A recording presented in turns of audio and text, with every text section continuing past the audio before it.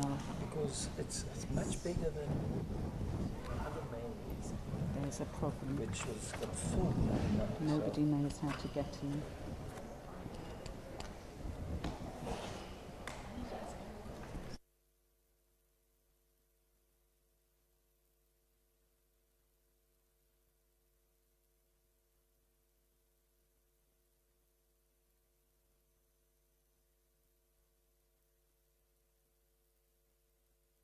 We're sorry.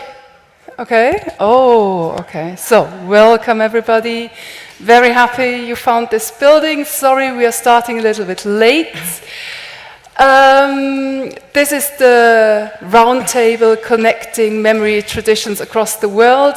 And before we start with this exciting and I think for MSA really important topic, I'd like to use the opportunity to thank the organizers of this conference once again, and also the three presidents, because I think it's just unbelievable that not really more than a handful of people create something like this. So, thank you.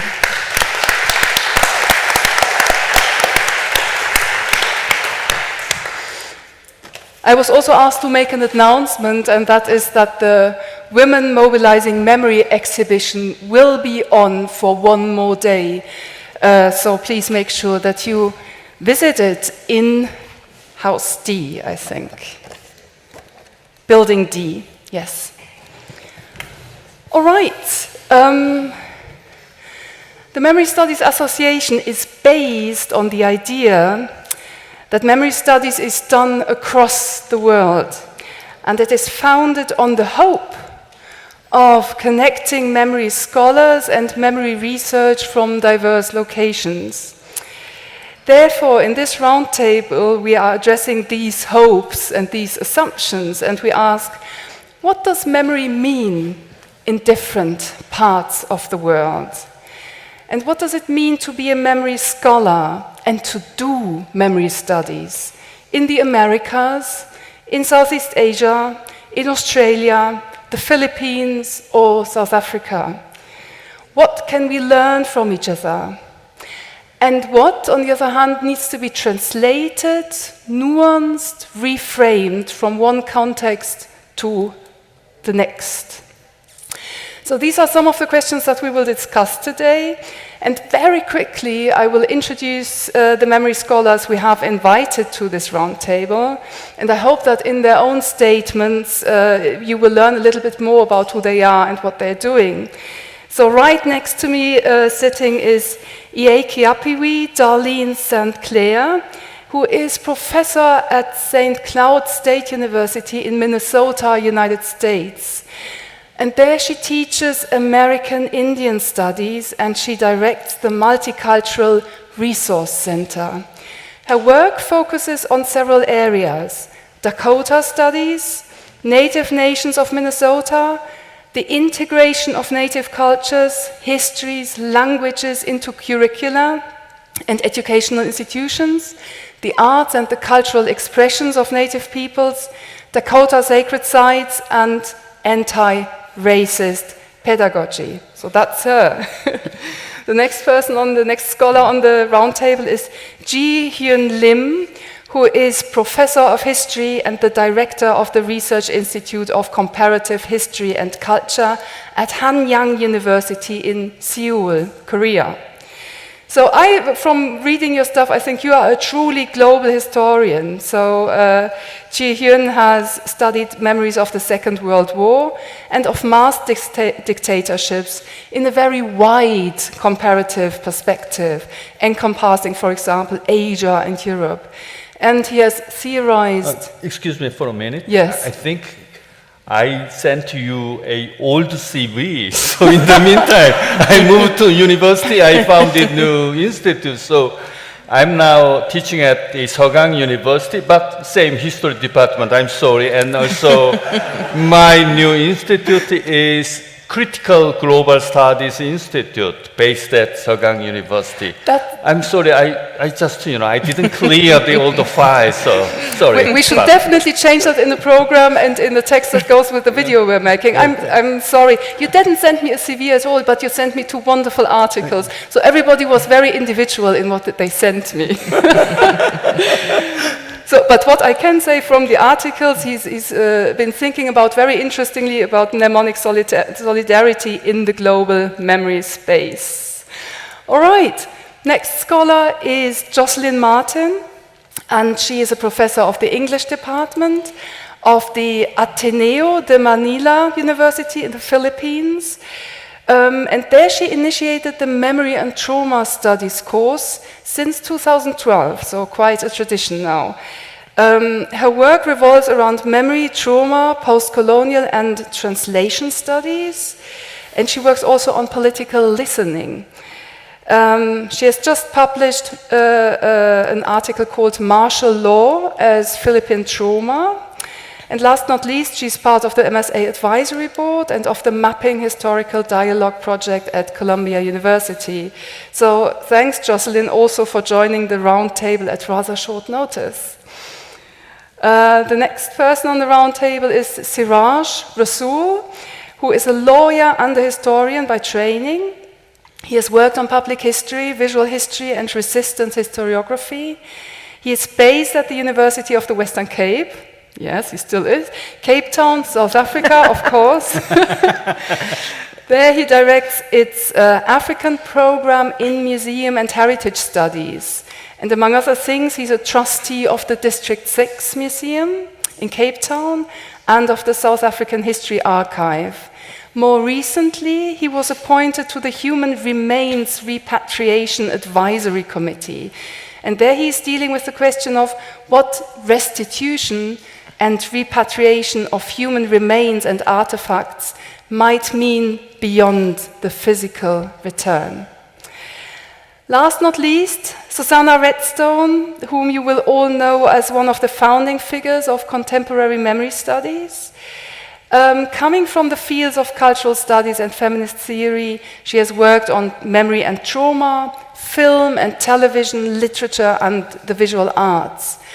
From the 1990s onward, she's been shaping the field with major conferences, publications, and book series. Susannah used to be based at the University of East London, but has moved on to Australia in 2013, where she is now holding a research professorship in cultural theory at University of South Australia, and she has also a fellowship in history at Monash. What follows now is a round of introductory statements, never more than 10 minutes really, in the line in which I have presented you. And after that, we will discuss a little bit among ourselves, but then hopefully quickly open to plenary discussion. So thanks everybody for appearing here and doing this with us.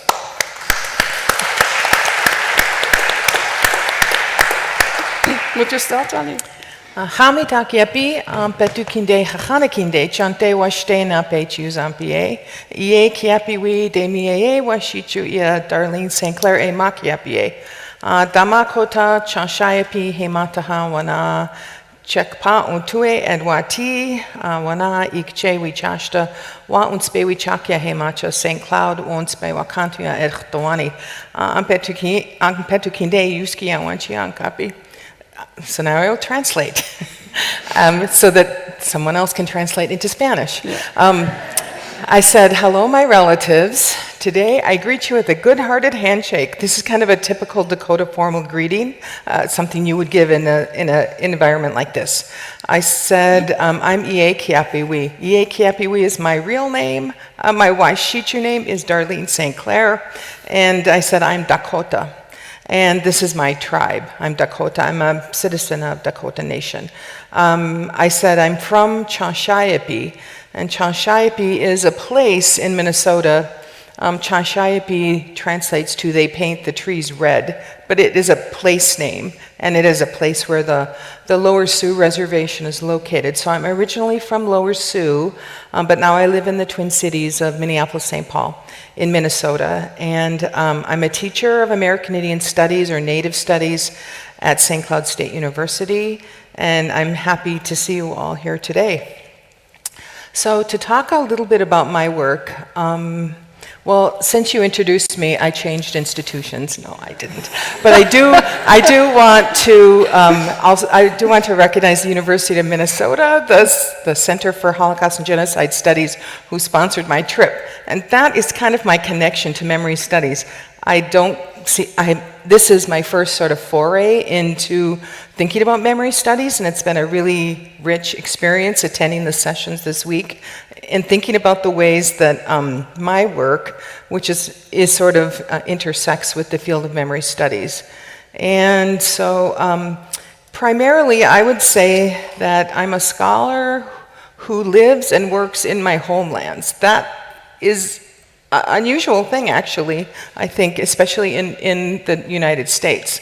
And so my work is fairly local in scope. However, I do think that some of the practices are models that could be used elsewhere. I'm really focusing on two sort of features. One is to work within and in support of other Dakota communities in Minnesota. And there are Dakota communities within the state of Minnesota, but in many other states that surround us, as well as Canada. And so to sort of work with Dakota communities sort of across tribal and across colonial boundaries. The other side of my work is sort of working in addressing the disconsciousness of settlers and settler institutions. And so this is a term that I think makes sense in my work.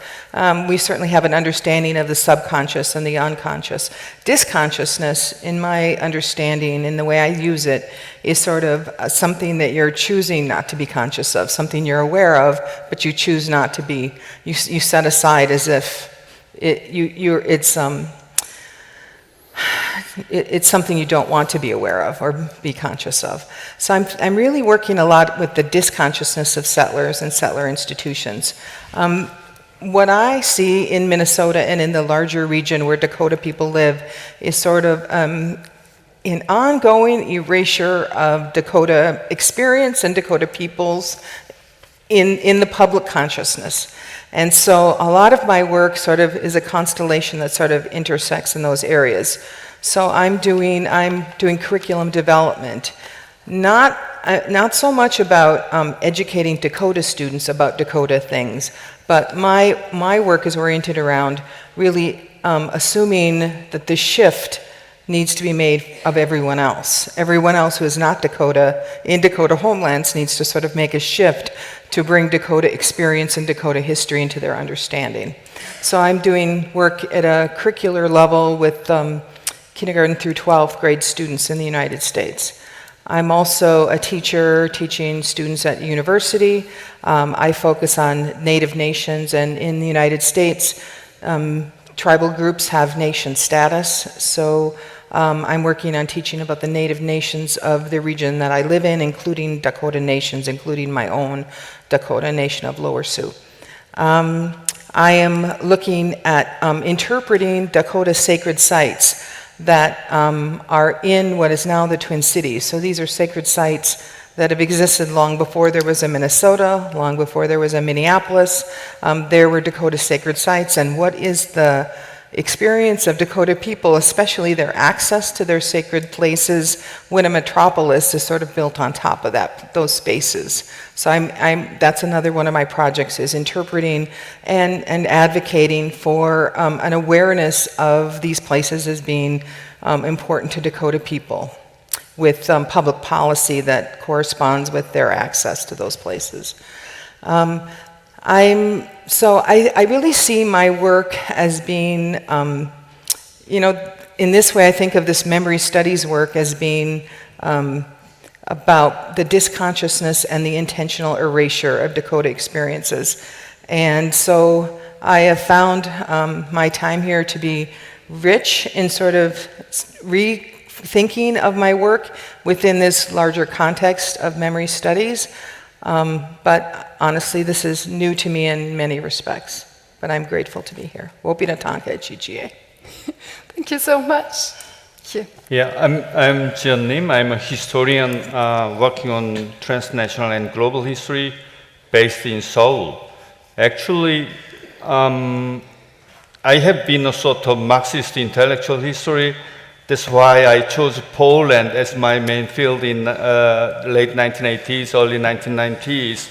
As a young Rosa Luxemburgist, I used to go to Poland to research work, but a little bit I was disillusioned with the reality of really existing socialism there. Then I just simply got lost.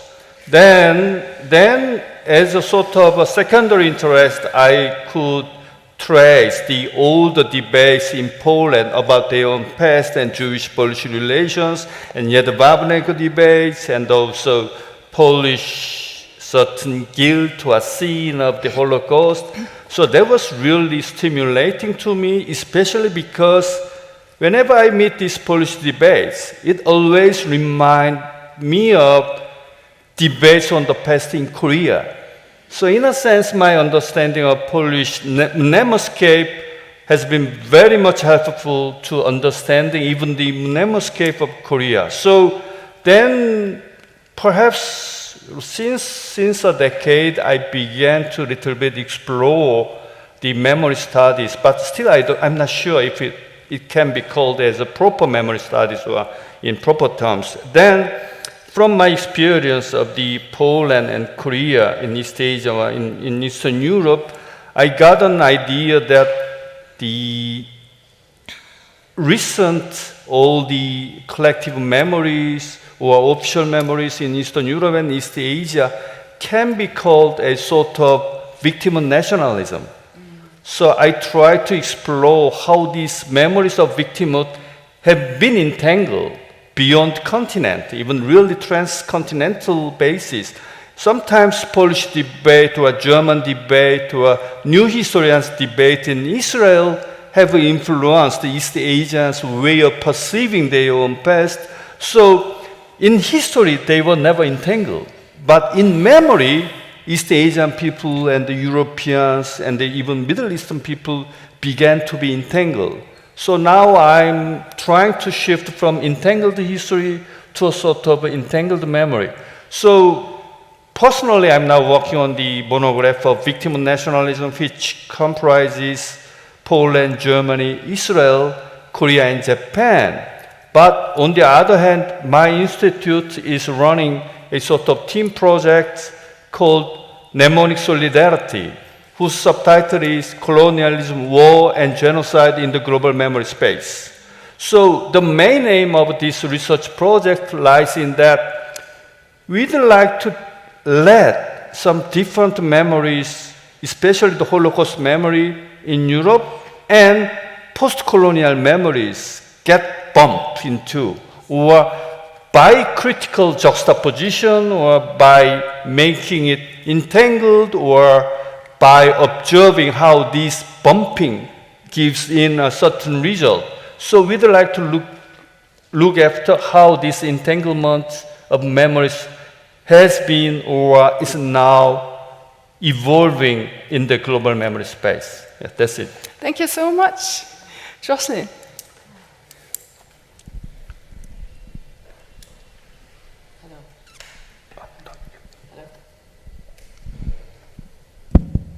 Okay, it takes time. Hi, magandang umaga.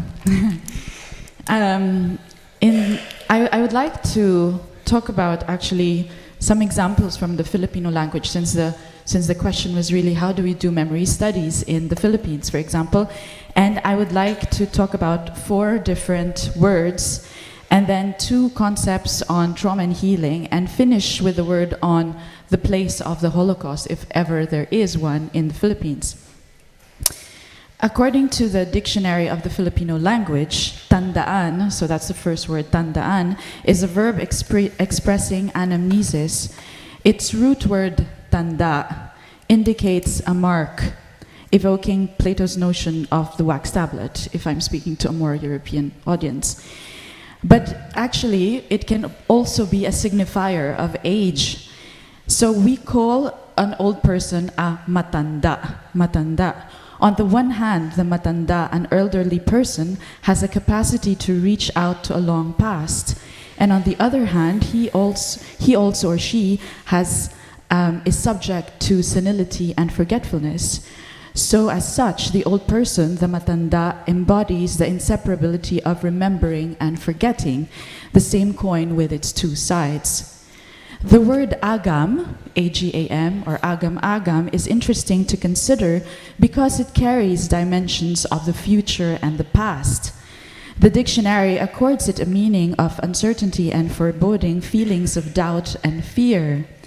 Further, the Institute for Climate and Sustainable Cities, which published an award-winning book precisely entitled Agam, quotes the Diccionario Filipino of the University of the Philippines to ascertain that agam not only refers to disquiet and doubt, but also a memory of the past and the ability to think in the future, the ability especially to plan within cultures of disaster, to quote from Bankhoff, especially in a country besieged by 20 typhoons a year. That's our reality. Accordingly, Agam was published as a response to the aftermath of Super Typhoon Haiyan, which in November 2013 killed over 6,000 people, thus making it one of the most powerful typhoons ever to make landfall in recorded history. It's more fun in the Philippines.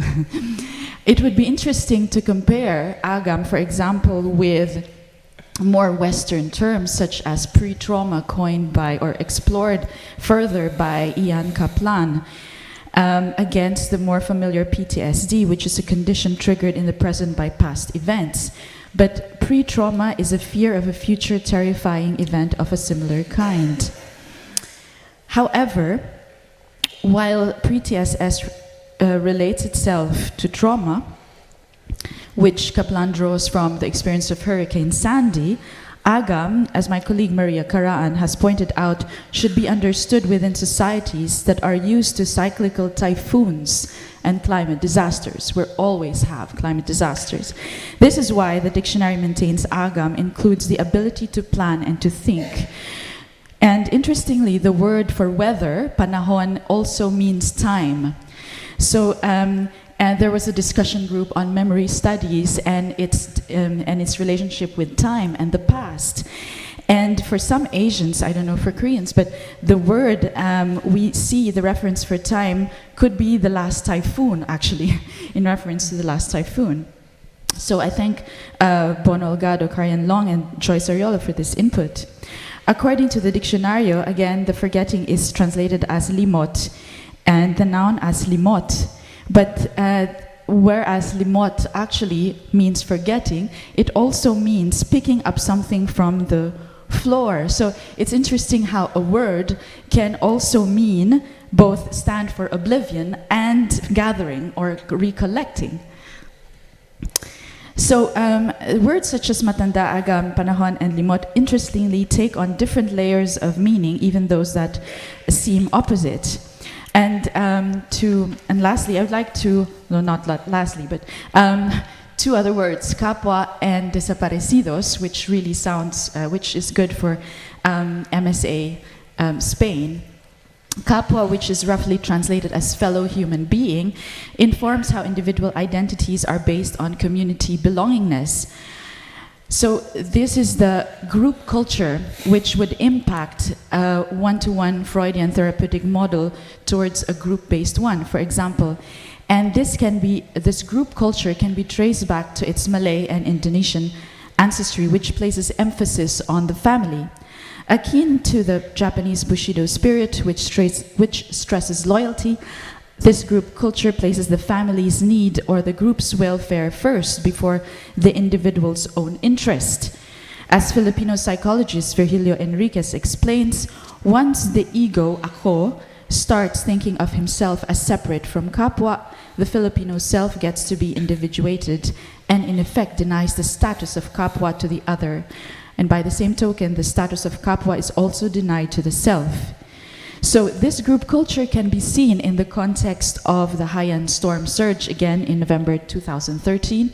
And what is interesting is that there's a study, Obliged to be Grateful, where the Filipino sense of kapwa comes into conflict with targeted interventions within tight-knit communities when people are excluded from aid or not aided first. Petty jealousies may result if one neighbor does not benefit and the other does. So individualized traumatic help may run against a form of healing that needs to consider group culture. Almost the end, desaparecidos with an S instead of a C, a word that has traveling concept, from the Spanish desaparecidos, signify the Philippines' version of over 1,000 people who disappeared during the Marcos dictatorship from 1972 to 86. During the Marcos regime, tortures included electric shock, serum injection, beating, etc. Among the more than 34,000 victims, survivors still declare they are undergoing re-traumatization, and there are still more than 700 disappeared. Consequently, steps towards reparation are challenged because of a reigning society of impunity. Lastly, if one would ask a Filipino the paradigmatic trauma of World War II, it would be occupation, and we would first think of trauma of colonization, not the Holocaust. But since I'm talking to a more European audience, I don't know how many are aware that the Philippines, under then the President Manuel Quezon, welcomed over 2,000 European refugees who escaped the Nazi regime. They eventually settled and called themselves Manilanas. Very interesting term, which I will stop here with this interesting construction of a word, because Manila is the main word, and with the German suffix, like Bewohner and Berliner, ich bin ein Berliner, but here they call themselves Manilaner, which indicates provenance. Thank you. Thank you so much. Well, yes, for the first three, thanks. Suraj. Thank you very much. Wow, that was amazing. I suppose I became a historian at a very interesting time that saw a transition from historicizing and memory production as part of an anti-apartheid struggle to historicizing and memory creation that is part of the making of a new democratic society. The fundamental transition in which historicizing was a resource of resistance, was part of political mobilization, and had to consider such questions as what is non-racialism, how do you mobilize the strategy and tactics of mobilization, and whether historicizing and memory politics can be in a sense a weapon of struggle. And whereas the work of history and of constructing a memory as part of building a new nation has its own dynamics, its own contestations. And so it's been very interesting to be part of and to be immersed in, as a producer, as a participant, and as a scholar, to be in a sense in a laboratory of public history and memory production, in which inherited museums and historical narratives had to be amended or transformed in order to fit the project of making a new nation, which saw the narrative of resistance then be morphed into reconciliation. Because one of the major institutions through which the new nation was forged was the project of the Truth and Reconciliation Commission, whose task was to install a discourse of reconciliation rather than to create a condition of becoming reconciled. So reconciliation is a certain kind of politics that the youth tell us now has run its course and it has done its work and has to be replaced with something else. And in my own work and the work of my colleagues in my university, a historically black university, which was destined to be inferior, but which has emerged as one of the prime sites for the humanities and for historicizing.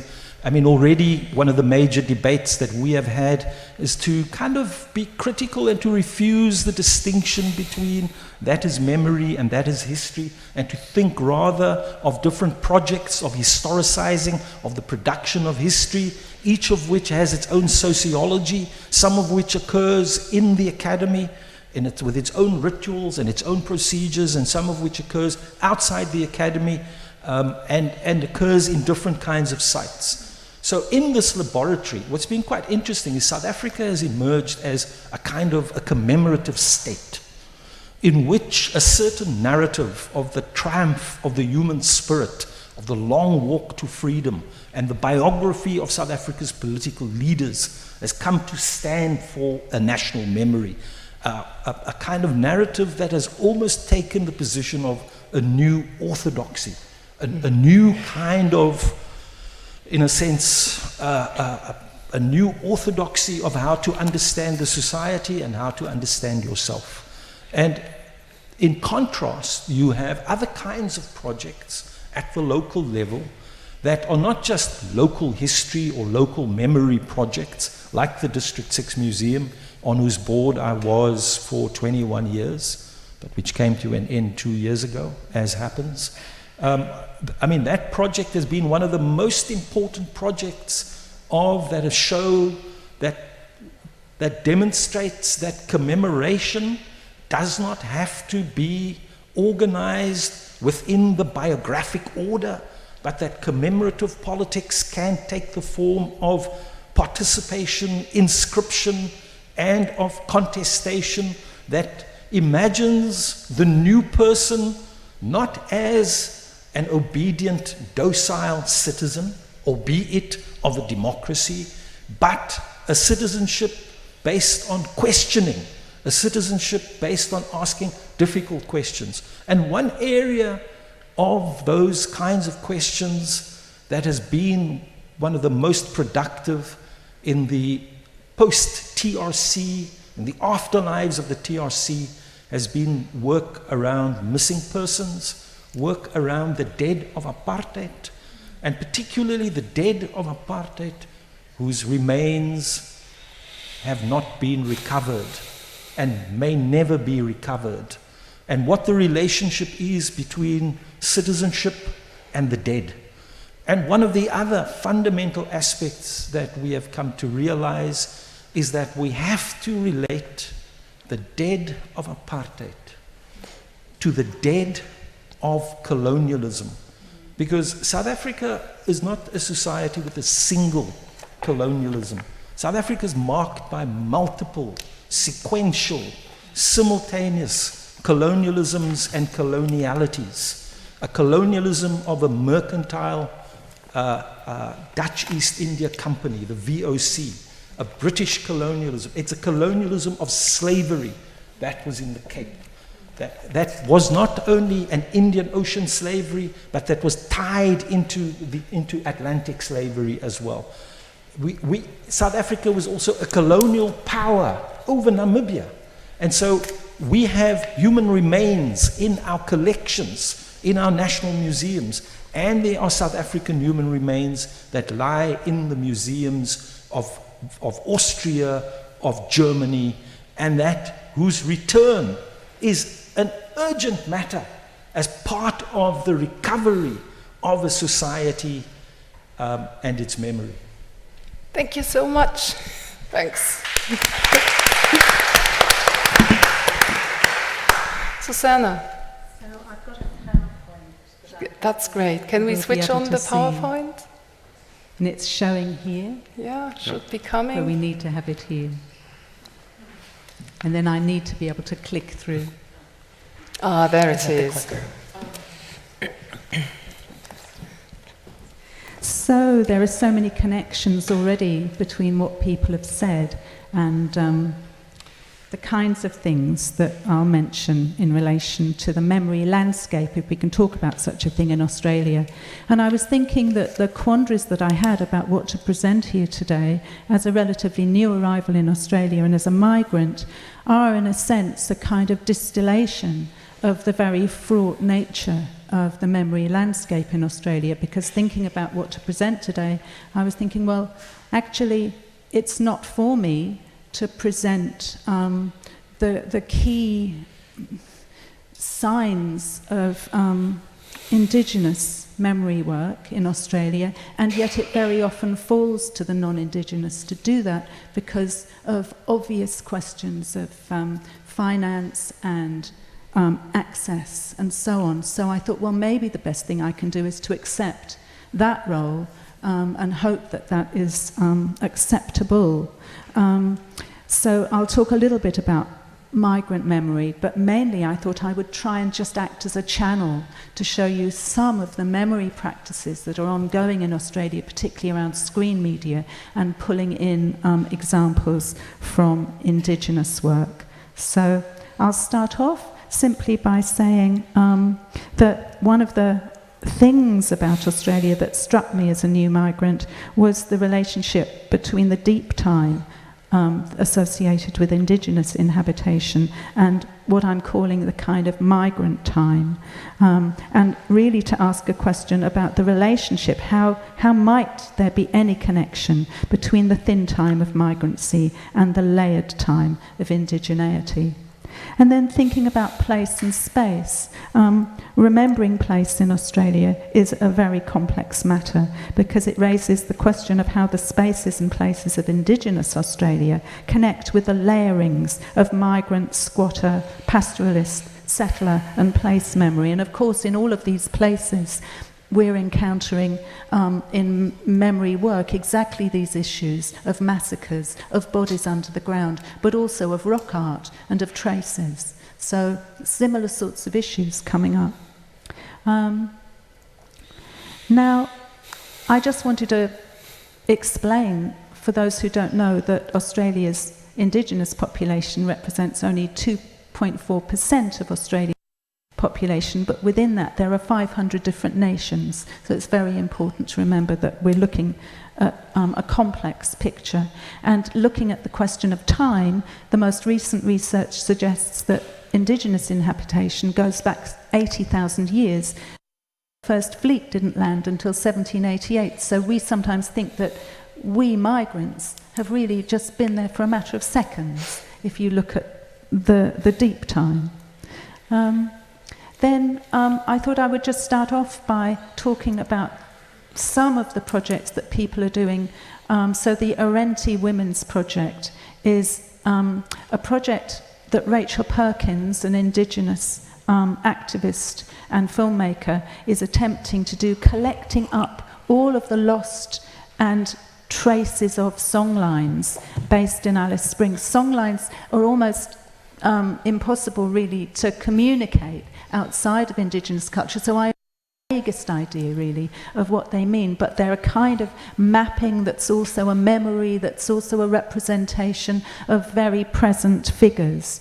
And then I thought I would talk briefly about films like 10 Canoes and television programs like First Australians, which are all in their different ways tending to offer an Indigenous view of Australia and to be saying to us white migrants and white settlers, you know, the past that you need to acknowledge and remember.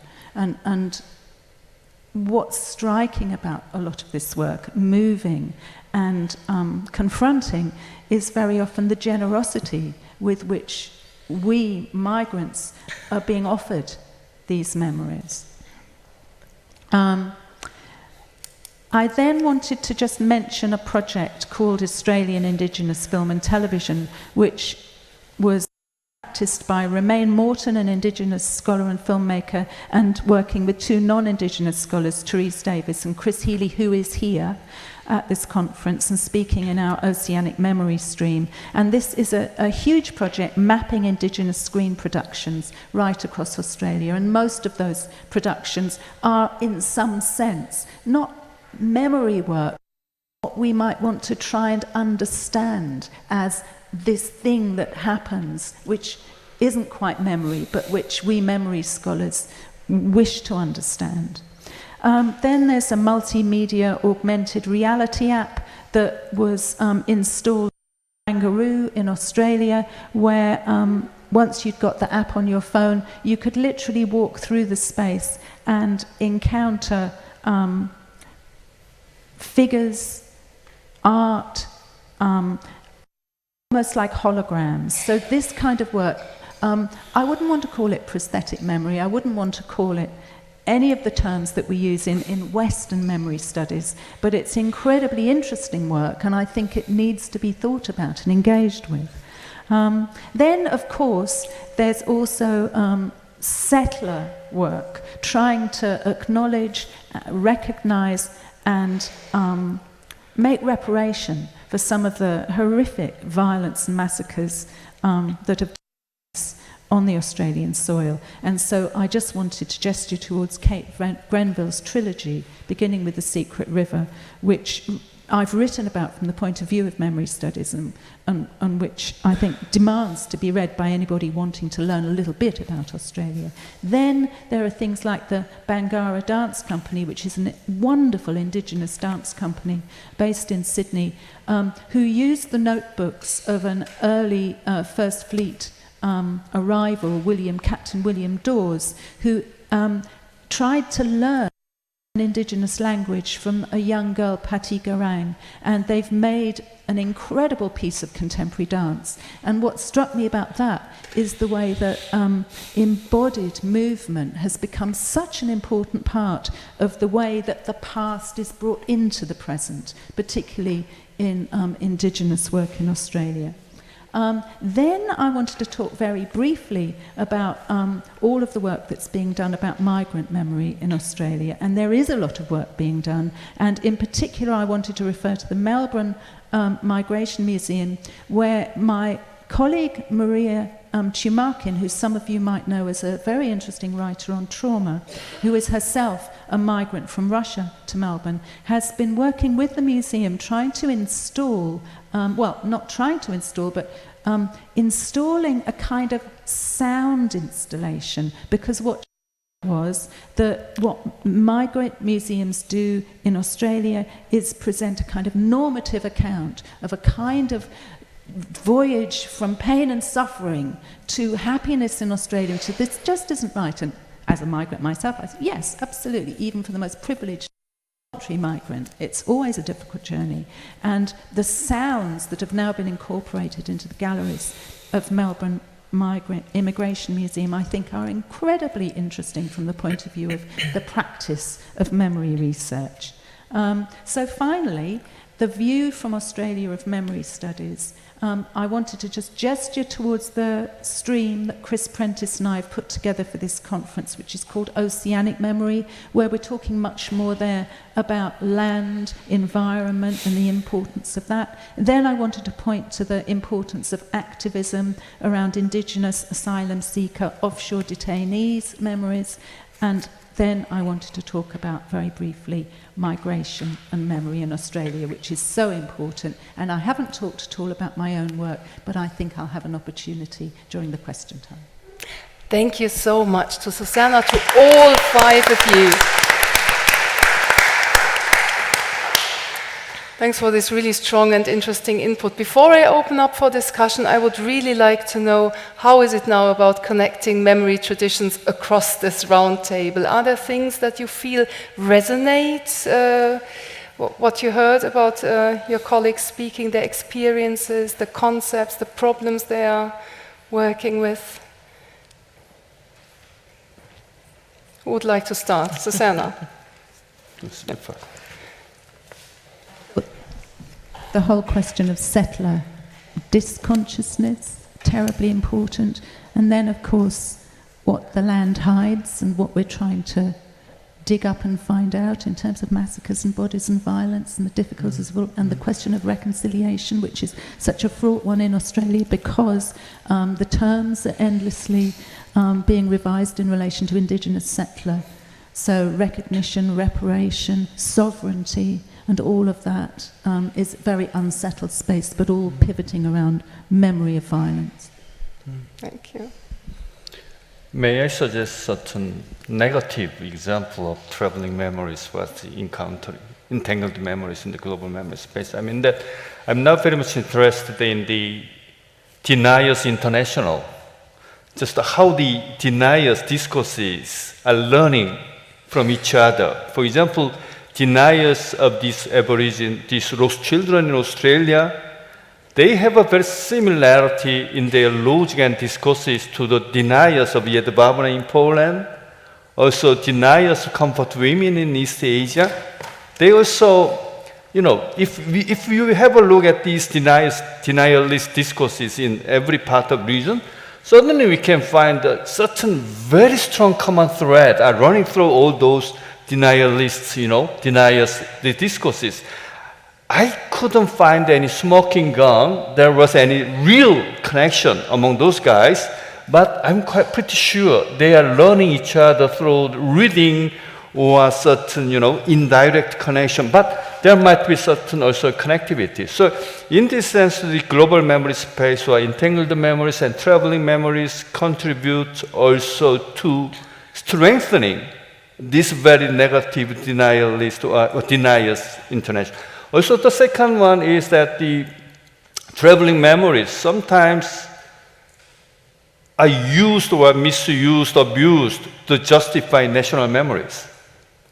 They just putting national memories in the global memory context to show that how our nation has suffered. Look at those nations. They are commemorating their suffering in such a grandiose manner, but we are just forgetting our own suffering and so on.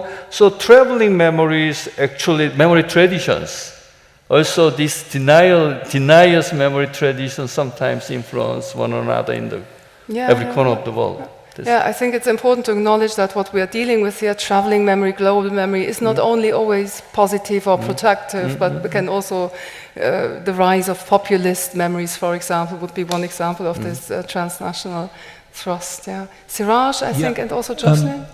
One of the fascinating conjunctures between the different examples that we are presenting is this phenomenon of the different colonialisms and the different settler colonialisms.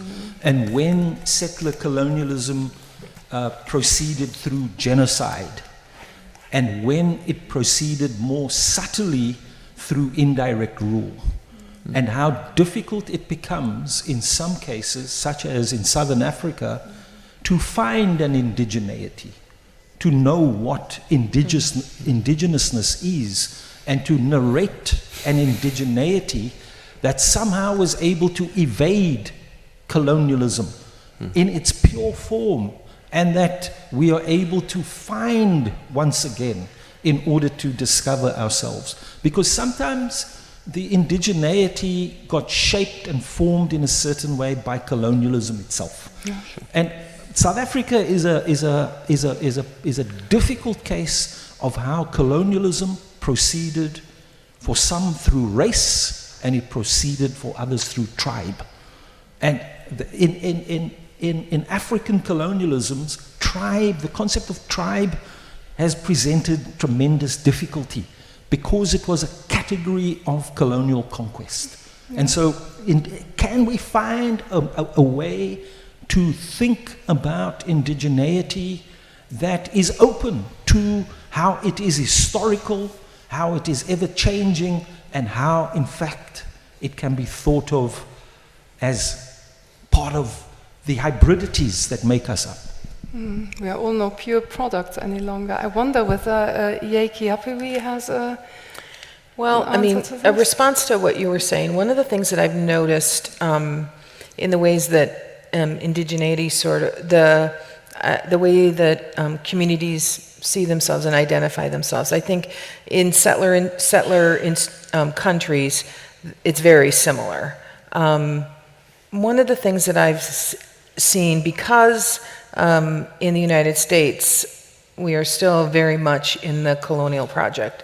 We're not post-colonial by any stretch. And so, because we're sort of in the midst of that, that tribal identity is really critical to survival.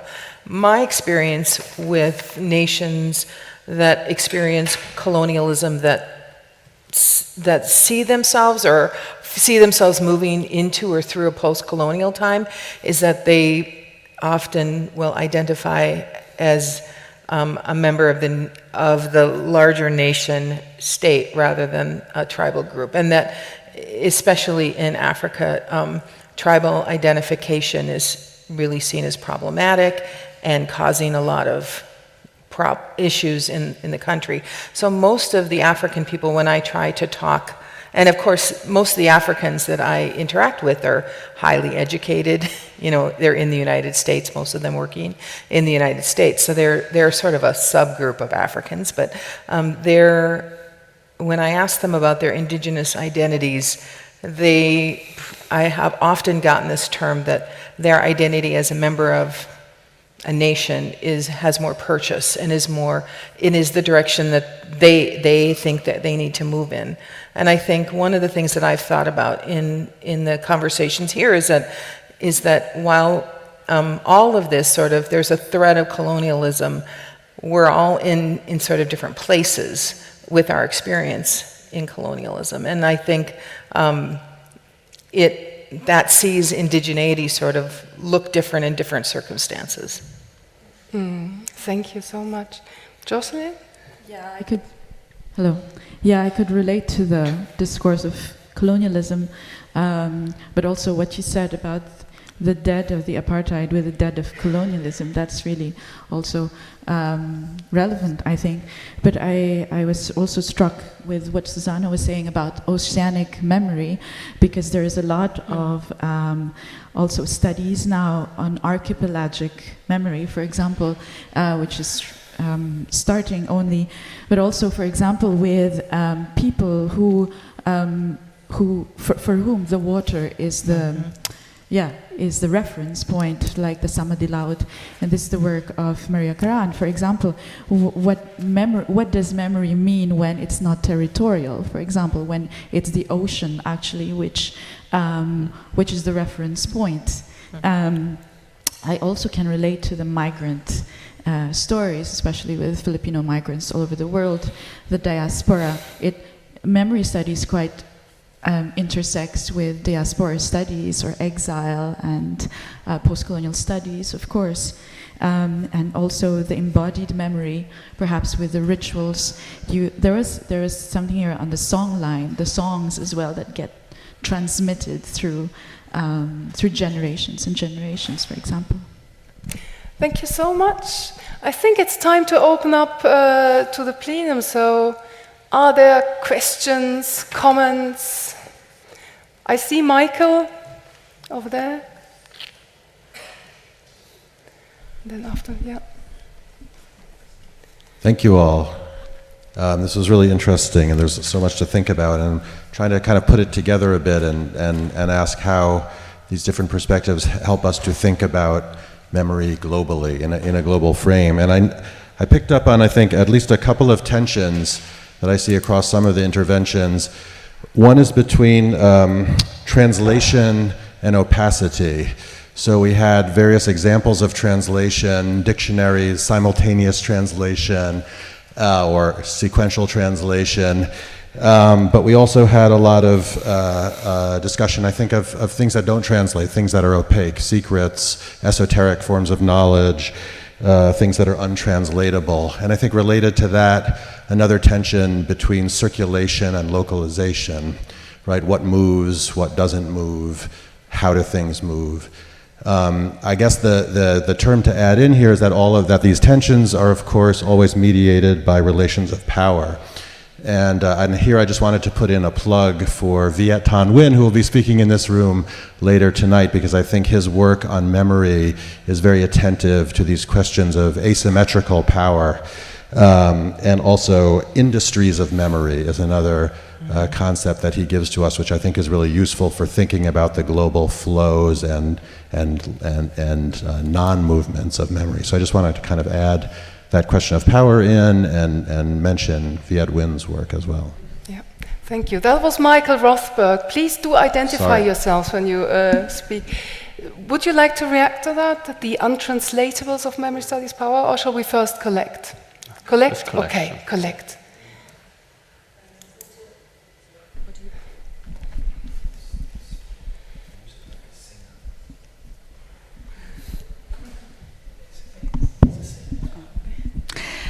Ute Hirsekon from Nottingham University. I have a question about, in terms of where these tribal memories, where they sit within the national narrative, and I think that's in particular for the United States, or also, sort of presumably Australia, and sort of. I think it's a question to all panel members in terms of these tribal memories in relation to the national narrative. Because if I'm sort of thinking just the example of the United States, and that might be a European perspective. I've never heard, sort of in a presidential campaign, for example, any address towards, sort of tribal issues, for example. And I presume that could be similar to, sort of to all the other panel members in terms of their perspective on what they're dealing with. Thank you. Thanks. I see one more person over there. Yeah, thanks very much for the very interesting panel. My name is Magdalena Saryusz-Wolska from the German Historical Institute in Warsaw and the University of Łódź in Poland. And I've a lot of experience in conducting memory studies across Poland and Germany, which are not really different cultures in terms of global realities. And from what I've experienced, I know that conducting memory studies across different countries can be very challenging because of different languages, different books that we read, different notions that we use, different academic cultures, different financing structures, and so on and so on. And I can imagine that it becomes even more difficult when it comes to conducting memory studies on a global scale. It's also very difficult to teach memory studies across cultures and languages, mainly because of the language problem. We've recently translated Astrid Erll's book into Polish, and it became sold out within a couple of months because it's a very good book for teaching, but before it was rather read by scholars because our students speak English at a very basic level, so they won't use an English book in a teaching class. So my question is, could you elaborate a little bit more on the practical problems of conducting research in memory studies and also teaching memory studies across the world within different academic cultures and across different languages? We all know that memory is very sensitive to languages, so how can we deal with that problem? Thanks so much. I think we do have some questions in the room. Do a next round afterwards. I was asked to remind those people who are sitting in the other conference rooms that you can participate in the conversation by using your app. So please write your questions via app. Answers? Yes?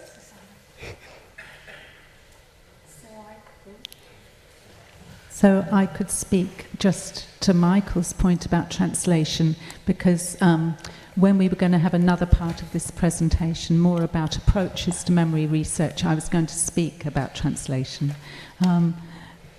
All of my work centres around the concept of translation, and has done really since I began to read into the work of Jean Laplanche. I used to think that translation was an element of memory. Now I think memory is but a subset of the much more powerful mode for understanding, which is translation. And it seems to me that these questions of blockages and movement and of power can all be helped a lot if we think actually through a way of understanding translation that sees it as the essence of life. And I take that from Laplanche, who believes that it's the enigmatic signifier that culture transmits and seeks to retranslate in relation to the new, the eruption of the new. And that pathologies of translation, which I prefer in place of the concept of trauma, occur when there are blockages of translation. So in all of my experiences and work on migration, this idea of translation has come to the fore, and I just find it endlessly helpful and illuminating. So that's where my work is. Yeah, I think that's very important to acknowledge that translation is not the exception but the norm. We're translating all the time, as soon as when we move on the level of culture. So, yeah. There's Jie-Hyun and then Ciraj. Yeah. So my response is also to Michael's question of translatability or untranslatability. I think it is beyond certain a linguistic question, of course. Sometimes my wife has to translate between me and my daughter. Sometimes I don't understand what my daughter means, though my Korean is not that bad, right? So translatability and untranslatability is very much cultural. And also, yes, it is difficult to translate exactly what one has meant into, even within the same language. But if one stresses untranslatability, it can lead people to a sort of secularization of memory. Yeah. It's not translatable, so you cannot never ever understand our suffering. Means that you should not study my memory. So it's not translatable. So the real danger in this, our understanding of translatability, untranslatability is related with the secularization of memories, and which leads actually blocks, right, our communication about the past. Thank you so much. Yeah. Very much agreed from my side, Suraj. It's been very interesting in the last 5-6 years or so, because of not being able to enter the United Kingdom because the UK imposed a punitive visa on South Africans when we became democratic, and thus got reassigned our position in the international cultural economy of nations, where we just became African, not a white man's country any longer. I switched my research to the German-speaking world, and just by complete coincidence.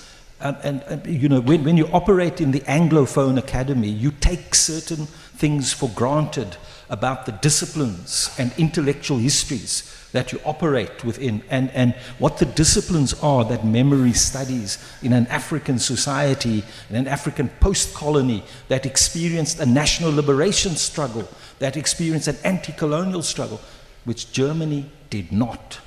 And so the problem that you have in the debate, the museum debate in Germany, is that you have a fundamental distinction made between what is ethnologisch and what is historical, and who are the societies that have history and who are the societies that do not. Germany, with some very few exceptions, does not have African history. It just does not exist.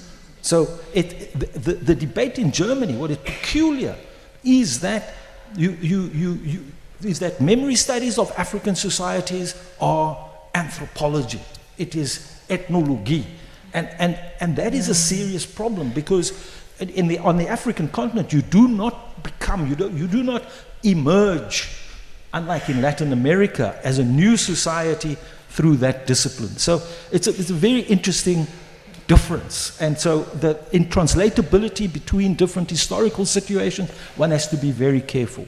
On the question of tribe, and nation, of course, what's interesting now in post-apartheid South Africa is that you almost have a process of re-tribalization happening.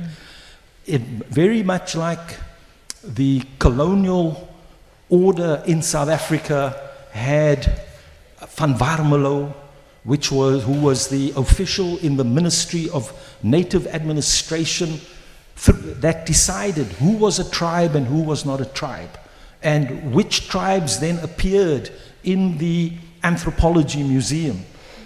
Now, ethnicity and tribe are matters of the right to land, and those things matter. And we had the Nhlapo Commission that decided, once again, who was a tribe and who was not a tribe. For this has become a matter of access to resources and of governmentality and administration at the local level. And here we have to make a distinction between political tribalism and what some scholars in East Africa have referred to as moral ethnicity.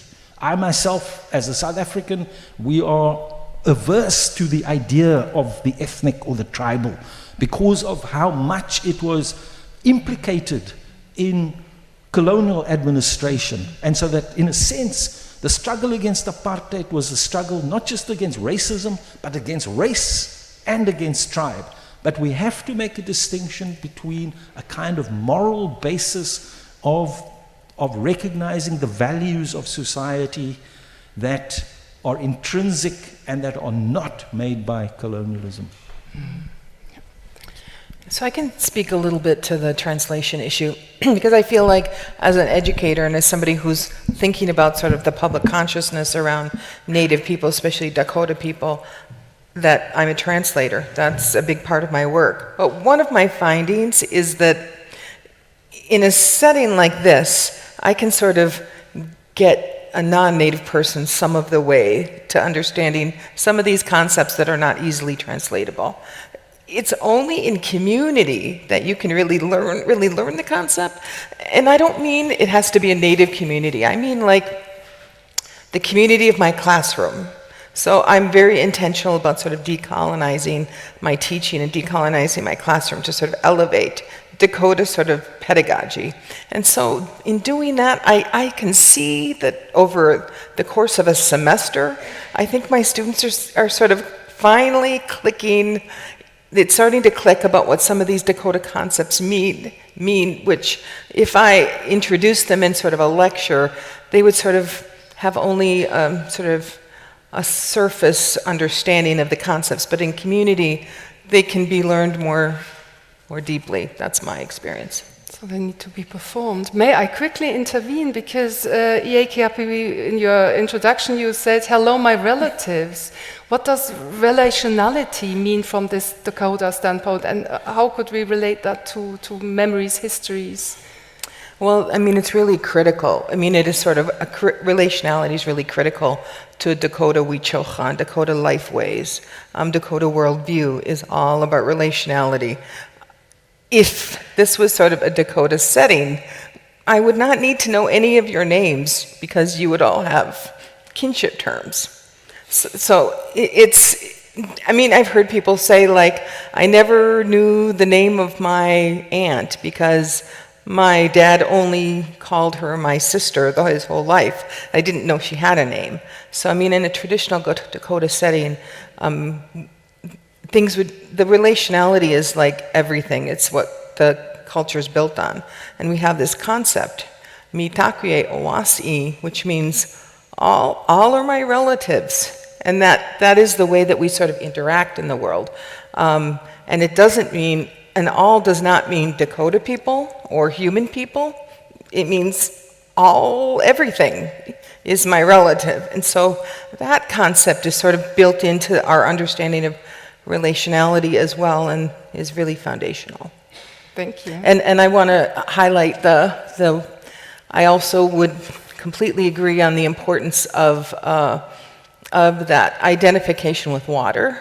that is really critical also to Dakota identity as well, and the ways that we see ourselves in the world and how we place ourselves in the world. Thanks. Jocelyn, where are you going to?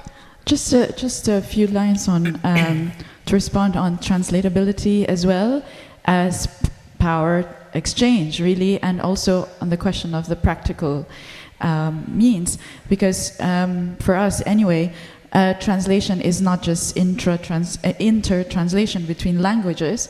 Most Filipinos speak English, but intra-translation also of the concepts of memory studies that influence the culture. And when I look at this, most Asianists perhaps still don't come to MSA conferences. It's also new, that's one thing, but also they would rather go to post-colonial conferences or human rights gatherings. So that's something to think about as well. Why would they go there? Maybe it's also there for a long time already.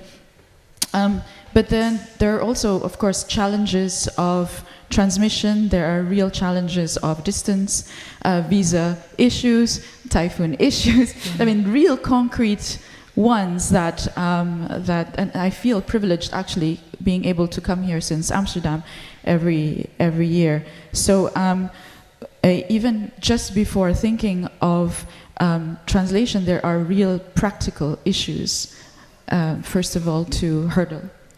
Yeah, thanks a lot for reminding us of them. Also, Magdalena spoke about these really practical issues, which have to do sometimes just with money, distance, and so on and so forth. One more round of questions, and ideally a connection between. Yeah. No.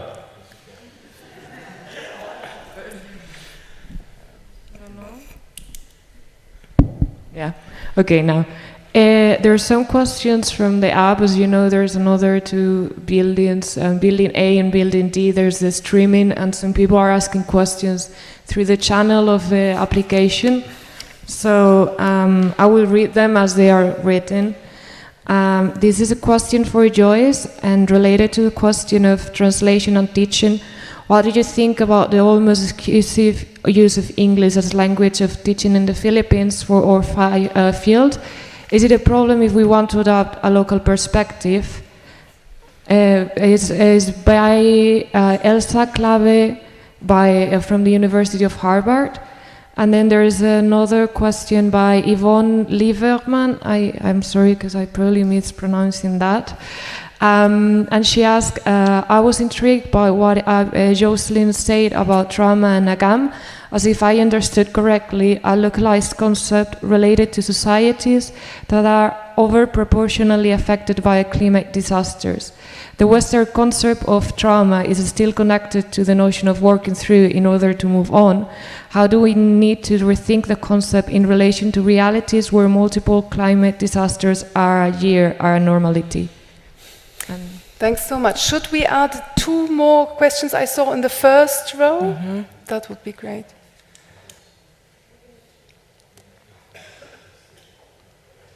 Hello, Andrzej Zawadzki for University Berlin. I'd like to offer a contribution to the conversation, if I may.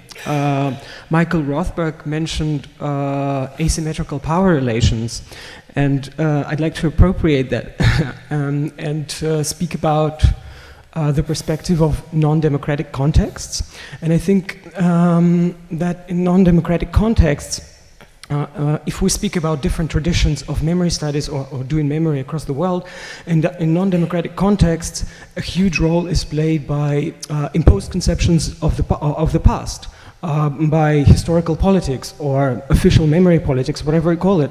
So something that the regime, the state, the authorities impose in order to consolidate the regime, legitimize their own power, and so on and so forth. And all kinds of actors, because of this, all kinds of actors very often have to define themselves, define their positions against these imposed conceptions of the past. And I think this is extremely important for many, if not all, non-democratic contexts. Thank you. Thanks. Then Alejandro? Thank you all. Alejandro Ber from the University of Minnesota. I want to point to the question and ask you whether the transitional justice and reparative justice toolbox, which is universalized and has a number of directions and mandates. No? You mentioned the word reconciliation and the problem, reconciliation as a discourse, but truth, reconciliation, justice, reparation. Somehow there is a paradox in that memory activists, indigenous communities, and also even those colonial institutions that are well intended will point to that universal mandate to enable or to bring about change in their institutions. On the other hand, that precise universality clashes against local understandings of justice or of reconciliation or of reparation. From what I've learned also from Darlene in Minnesota is that that well-intention often leads to misunderstandings and even to clashes and failures. So I was in particular in different cases. So yes, I'd like to ask the panel to elaborate on that and maybe provide some cases that could illuminate this problem. Thank you. Thanks so much. A very quick last question and then a quick round of answers. The question I saw is over there, the lady in the third row.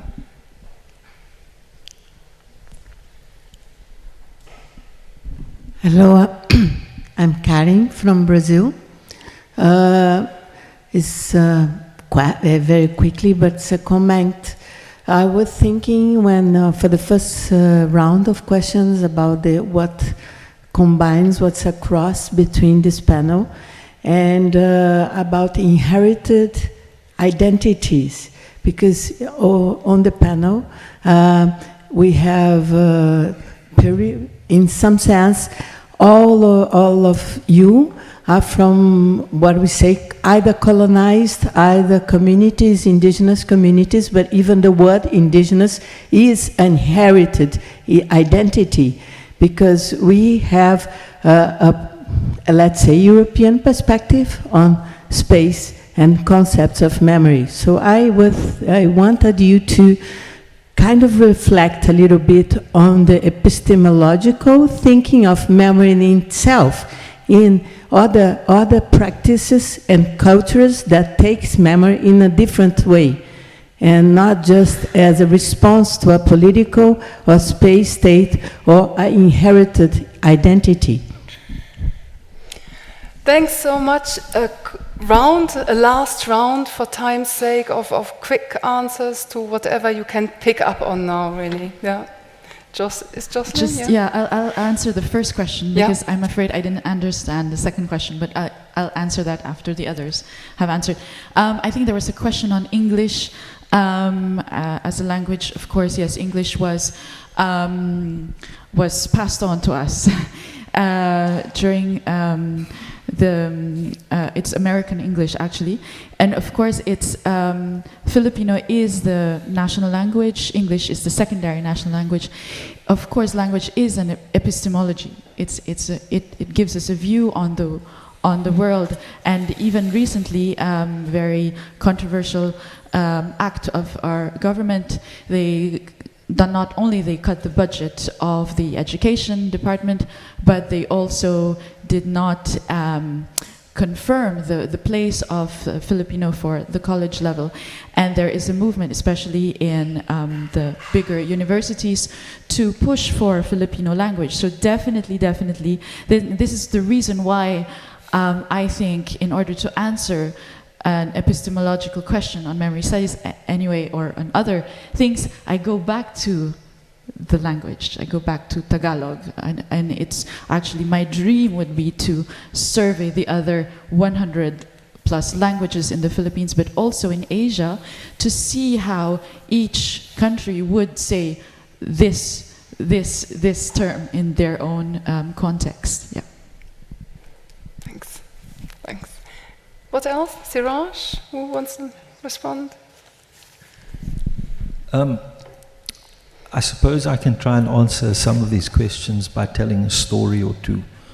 There was a time as a scholar and as I suppose, a practitioner of memory inside of the District 6 Museum, at some point, because of disagreement with how some scholars were analyzing the museum, the trustees asked me to do the catalogue of the museum and to make an argument for what the museum did.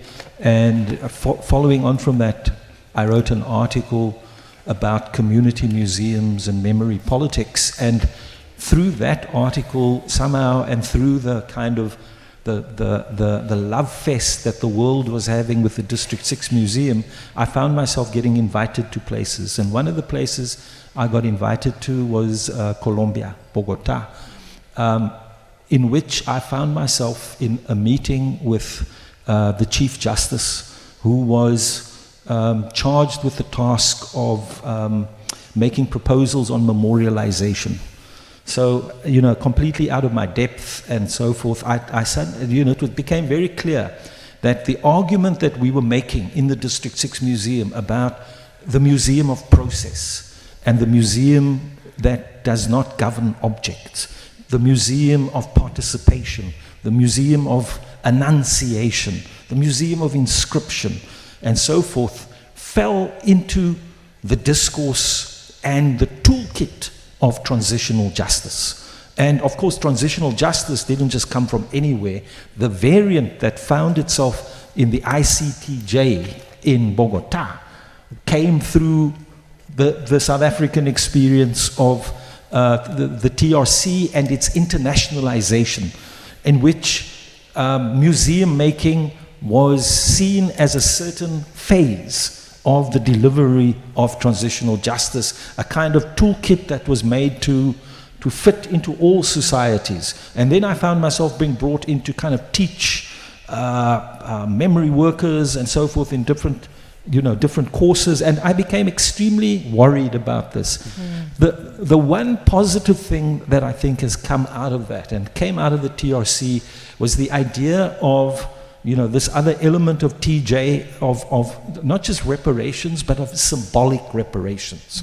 And trying to figure out what that means at the local level, what that means in local cosmologies, and in in how people recover from violence through using local resources. Because without that, your project is going to fail if it comes with ideas that is simply an imposition from outside.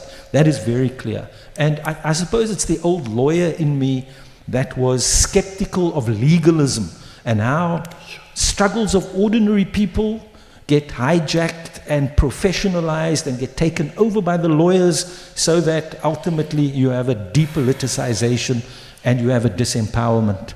And so one has to be very careful of expertise. If there's one thing that's central to the work that we do, it's about making a call, especially, and I think this is something important for memory studies, in which we must refuse a distinction between the practitioner of memory studies and the theorist of memory studies, that the practice has to be a theoretical practice, that we have to have the expertise located in the domain of practice and not simply in the academy. And I think that goes to answering the question of a kind of trying to think theoretically of what memory is as a domain of knowledge production and as a domain of practice. I can tell a story about the International Council of African Museums and about the difference between a politics of indigeneity around indigenous knowledge systems,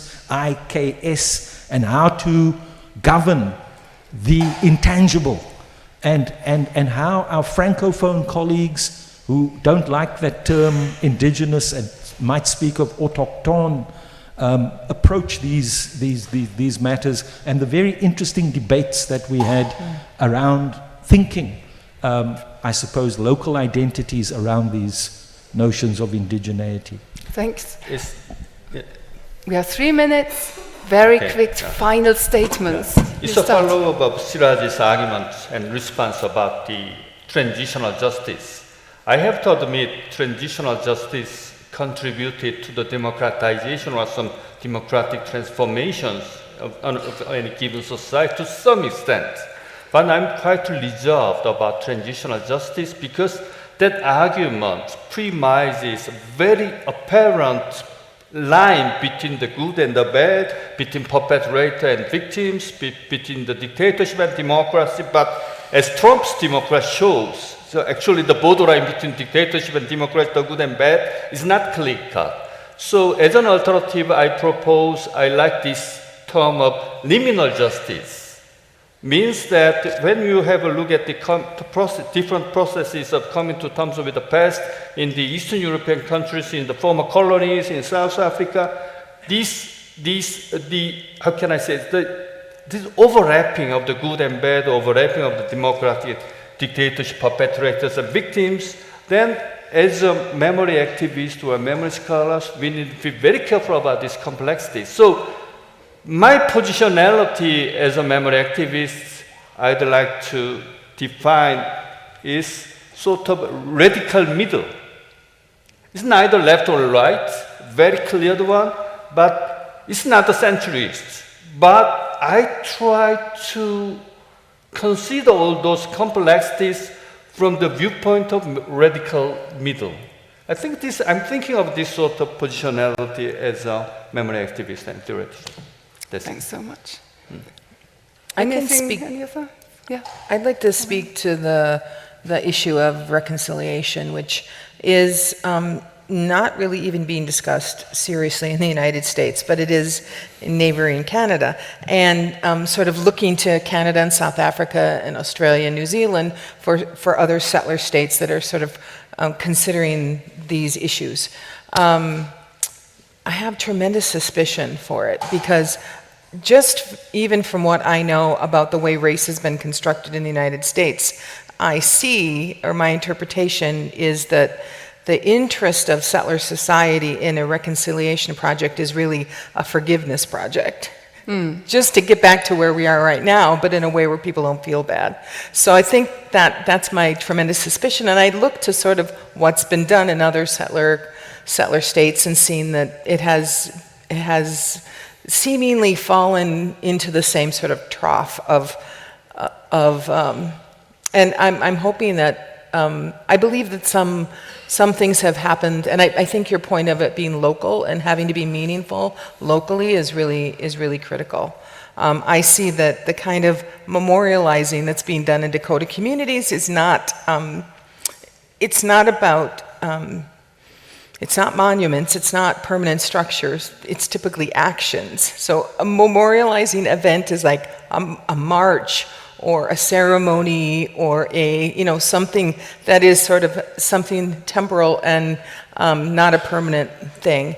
And that with the purpose of healing and remembering and honoring, but not to sort of assert a single interpretation the way that I think a lot of monuments do. So I am in this work thinking a lot about the way Dakota community, as a local community, remembers and how that is really different from settler society.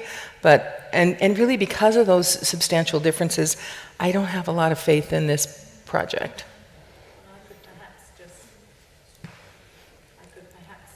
Say something about the Australian case. We had hope after the Kevin Rudd apology to the stolen generations, when there was a sense that things might be changing. Right now we're in a very dark place, I would say, with the coalition getting re-elected. In terms of what the political project is now, it's much more towards, for instance, a treaty, which there's never been in Australia. And we look to New Zealand, which is a very different context,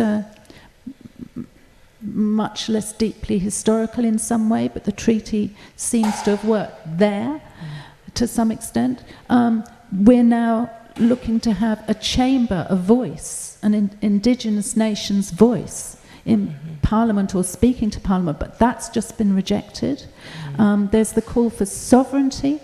All of these, an attempt to come to terms with past violence. But I would say that whereas there was a feeling of hope even 2 years ago, 1 year ago in South Australia, they were moving towards treaty with their nations of South Australia.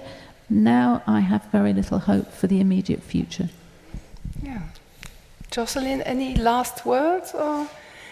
Well, as Ciraj has already taken the photographs that will remind him of this wonderful roundtable in the future, I would like to say thank you to everyone. That was really extremely interesting to have these diverse perspectives. And what I really liked about it, when I was asked to chair the roundtable, some of the questions were, is memory studies a Western hegemonic project? Do we have to think it in terms of center and periphery? Perhaps to some extent, yes, but I think this roundtable really showed affiliations across paths that we had not really thought about. For example, a Korean scholar being inspired by a Polish memoryscape, a South African scholar traveling to Colombia, and I think that's great to think memory studies in these global transversal movements.